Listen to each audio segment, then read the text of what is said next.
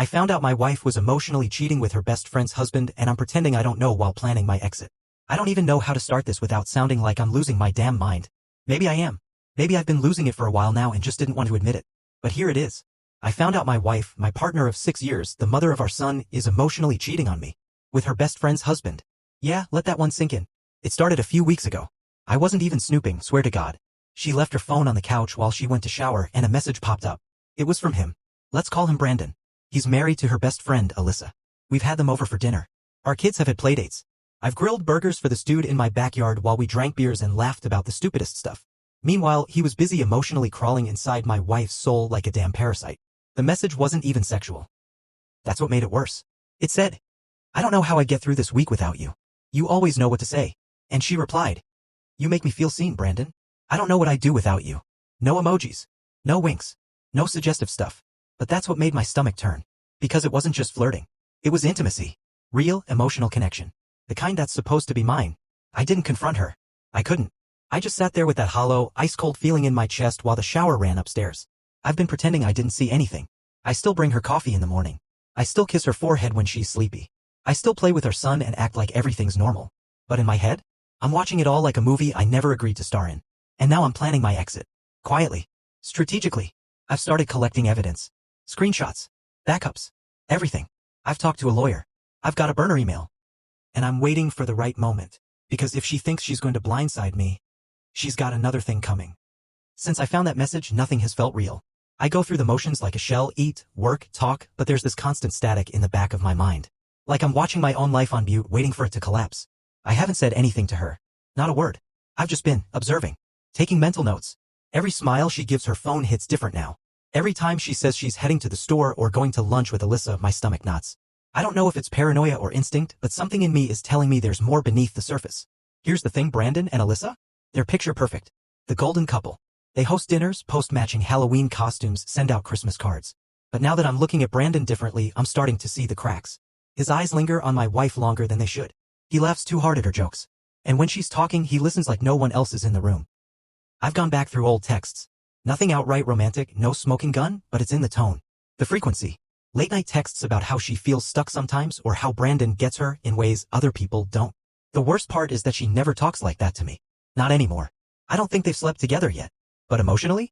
They're dancing right on the edge. And honestly, that might hurt worse. Physical mistakes can be explained, even forgiven. But when someone shares their soul with someone else behind your back, that's betrayal on another level. So I've started collecting things. Quietly. I made a private email. I forward screenshots, voice memos, anything that feels off. I don't know what I'm building, a case? A timeline? Maybe just a map of where it all went wrong. But I can't shake the feeling that I need to be ready. For something. At night, she curls up beside me like everything's fine. Sometimes she'll rest her head on my chest and I'll just stare at the ceiling. Feeling nothing. I've started pulling money into a separate account. I feel like a villain in my own home. Sneaky, secretive. But what choice do I have? I want to believe she's still the woman I married. I want to believe this is just a weird phase. But once you see a shadow, you start noticing how long it's been following you. And now, I can't unsee it. 2 nights ago, I saw it again, that look. We were at Brandon and Alyssa's for dinner. Everything seemed normal. Too normal. Alyssa was showing off their new patio lights, Brandon was grilling, and my wife was laughing at something Brandon whispered to her. Her hand touched his arm. Barely a second, but long enough. I don't even think she realized she did it. That night I barely touched my food. I watched them the entire time like a guest at my own funeral. Every interaction between them felt intimate. Familiar. Like I was watching the rerun of a show everyone else had seen before but no one told me I was in. Later, when Alyssa went inside to grab dessert and I stepped out to take a call, I caught them alone. I wasn't even trying to sneak, I just walked back up quietly. My wife had her back to me. Brandon was facing her. They were close, too close, and he was smiling in this way I'd never seen before. Soft. Real. Then she touched his face. Just for a second. Like she was brushing something off his cheek. But no one touches their best friend's husband like that. No one looks at him like that either. Like they shared a secret the rest of us were too stupid to notice.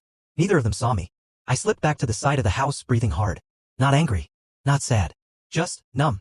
I realized in that moment I was never going to get a confession. There wouldn't be some dramatic fight or slip-up. They'd keep this thing wrapped in polite smiles and alibis until the day it exploded on its own. So that night I tested her. I asked her how dinner went. She said, nice, right? Brandon was hilarious. Her eyes lit up when she said his name. She didn't even realize it. Then I asked her, casually, you two ever talk when I'm not around? She didn't flinch. Of course not. Why? I shrugged. Just wondering. You two seem to vibe. She laughed. Don't be silly. He's married to Alyssa, babe. And there it was. The deflection. The dismissiveness.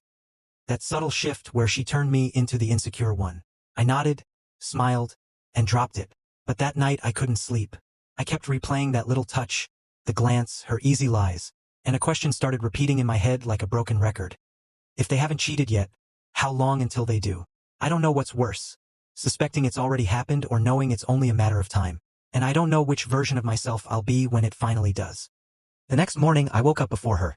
Just laid there, staring at the ceiling while she breathed softly beside me like everything was fine. Like she wasn't dragging my sanity into some slow-burning nightmare. I checked her phone again. I hated myself for it, but I did. Nothing. No messages, no deleted threads. Her notifications were clean. Too clean. Like she knew I'd be looking. And that scared me more than if I had found something. It meant she was covering her tracks. Later that day, I drove over to Brandon and Alyssa's again, alone this time. I told Alyssa I left my sunglasses there during dinner. She let me in, and while she went to check the patio, I looked around. Their house felt off now. Every picture on the wall, every shared item between them looked like a stage prop in a badly written play. When Alyssa came back empty-handed, I almost asked her outright, do you know? Do you see it too? But I bit my tongue. I wasn't ready to blow this open without evidence. Without clarity. So instead, I tested her. You and Brandon doing okay? I asked casually. She paused. Yeah, why? I shrugged. He just seems distracted lately. Figured maybe work or something. Her face changed. Not dramatically, but enough. A flicker of discomfort. Yeah, he's been a little off. Probably just stress. You know how guys are. She smiled after that, but it felt forced. I nodded and left not long after. But that small reaction, her hesitation, echoed in my mind the whole drive home. That night, I made a decision. If they were going to lie to my face, fine. But I wasn't going to sit around waiting for the betrayal to land in my lap. I needed to know. I needed proof, not so I could confront her right away, but so I could decide what kind of ending I wanted. Quiet exit? Explosive fallout? I didn't know yet. So I installed a voice recorder app on her phone while she showered. Synced it to my tablet. Every call she made or received, I'd hear it. I told myself it was just until I knew. Just until the truth revealed itself. That night, lying beside her with her phone recording silently from the nightstand, I stared at the ceiling again and whispered to no one, please. Just let me be wrong. But deep down, I already knew. The only question left was how far had they gone? And how far was I willing to go? The recordings started off boring. Grocery runs, random YouTube videos playing in the background, a call with her mom about birthday plans. I started thinking I really was going crazy, that maybe I had built all this suspicion off of one stupid text and a gut feeling that was just my own insecurity screaming louder than logic. But then came Thursday night. I was out grabbing takeout. She was home alone. I opened the synced recording on my tablet while I waited in the drive-thru. The audio clicked on and I heard her voice. Low, almost whispering. Hey, yeah, he's gone. You can talk. My stomach dropped. A man's voice answered, muffled at first. Then clearer. You sure? I don't want you getting caught again. Again? The word hit like a punch to the chest. She laughed softly.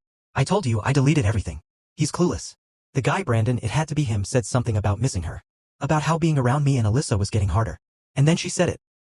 I think he suspects something, but I've got it under control. Under control. Like I was a problem to manage. Like I wasn't even a person anymore, just an obstacle in her path to what? Him? I didn't hear the rest of the call. I couldn't.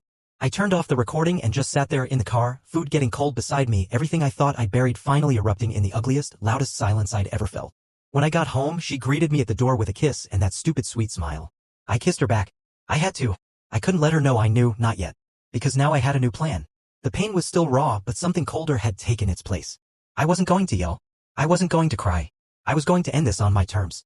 I started documenting everything, screenshots, recordings, timelines. I even reached out to a lawyer just to understand my options. We weren't married, no kids, no property, nothing that legally bound me to her. But emotionally? That was a whole other battlefield. I also started dropping hints, just subtle ones. Asking questions I already knew the answers to. Watching her lie straight to my face. Each time, it got easier. I wasn't trying to catch her anymore. I already had. Now I was just watching how far she'd go to keep the lie alive. And I was getting ready for the day I'd take it all away from her. A week passed. Every day I played my role. The loyal boyfriend. The doting partner. I even cooked dinner one night, just to watch her squirm when I asked about her day with Bran. She smiled, said it was just a quick hello at the cafe. Lie. I already knew they'd spent an hour together at the dog park even though she doesn't own a dog.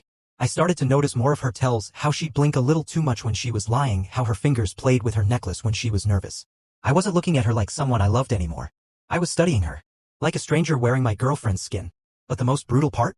She still kissed me goodnight. Still looked me in the eye and said, I love you. And I'd say it back, just as convincingly. But mine was a ghost of the truth. Hers was a rehearsed performance. What really broke me was Alyssa. She had made a drawing, one of those scribbly, colorful messes only a kid could be proud of. It was the three of us. Me, her, and my girlfriend.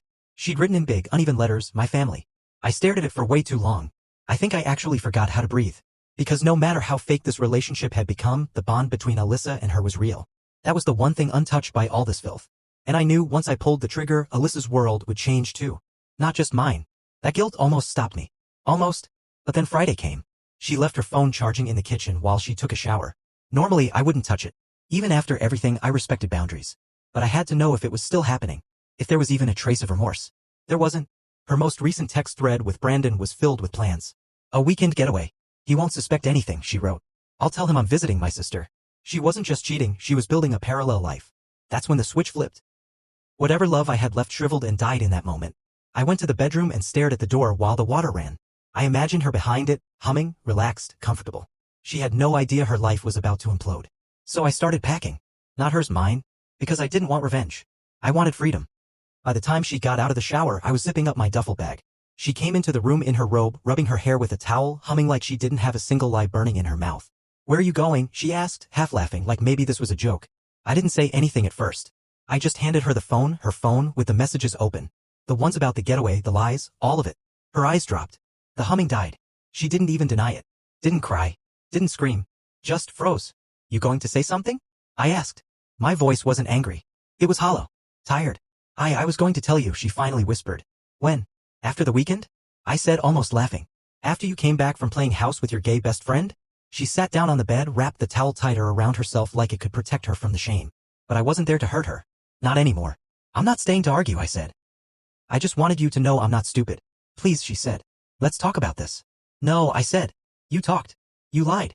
For weeks. To my face. Around my daughter. In my home. And that's when she finally broke. The tears came, the apologies tumbled out, the excuses about how she was confused, how she never meant to hurt me, how it just happened. I let her talk. Not because I cared, but because I wanted to hear it. I wanted to remember the sound the next time I missed her. I looked at her one last time and said I would have given you everything. You chose to gamble it for him. I hope it was worth it. Then I left. I didn't slam the door. I didn't take one last look. I just walked out. And that silence in my car? It was the first peace I'd felt in weeks. I picked Alyssa up from school and we drove to my sister's. She had a guest room ready and didn't ask questions. Just hugged me. Held me longer than I expected. Alyssa sensed something. She asked if we were coming back home soon. I said, we'll make a new home, kiddo. One that's real. She nodded and went back to her coloring. And me? I finally breathed. Not the shallow, careful breaths I'd been taking for weeks, but a real one, like I was finally alive again.